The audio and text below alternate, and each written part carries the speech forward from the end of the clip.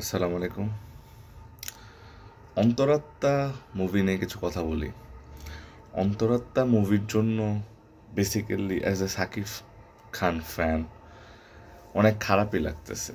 কারণ মুভিটার যখন ফার্স্ট শুটিং হয় তখন যেই স্টিল পিকগুলি বের হয়েছিল সেগুলো কিন্তু অনেক বেশি এপ্রিসিয়েশন পাইছিল, তাই না?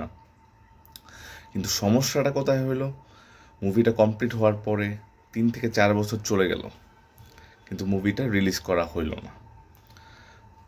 2021-এর গল্প 2025-এ মানুষের টেস্ট চেঞ্জ হয়, ভালো নাই লাগতে পারে, বাট প্রবলেমটা সেটা না।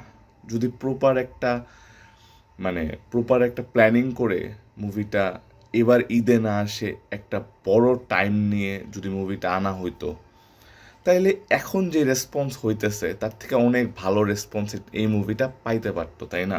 কারণ সাকিব খান যেহেতু তখন মুভিটা সাইন করেছিল, তার মানে ওইরকম গল্প আছে বলেই কিন্তু সাকিব খান মুভিটা সাইন করেছিল।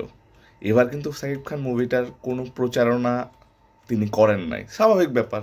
বরবাদের জন্য উনি প্রত্যেকটা নায়কের তো একটা শিডিউল প্ল্যান থাকে যে এই মুভিটা এই টাইমে আসবে, এটা তো আর আগের সাকিব খান না যে প্রি প্ল্যান ছাড়া কোনো কাজ উনি করবে। তো অন্তরাত্মার যে প্রডিউসার রয়েছেন সোহানি ম্যাম, দেন ওয়াজিদ আলী স্যার যিনি ডাইরেক্ট করেছেন, আমি জানি না তাদের মাথায় কি ঘুরলো, কোন কোন যুক্তিতে তারা এই তাড়াহুড়া করে মুভিটা রিলিজ দিল।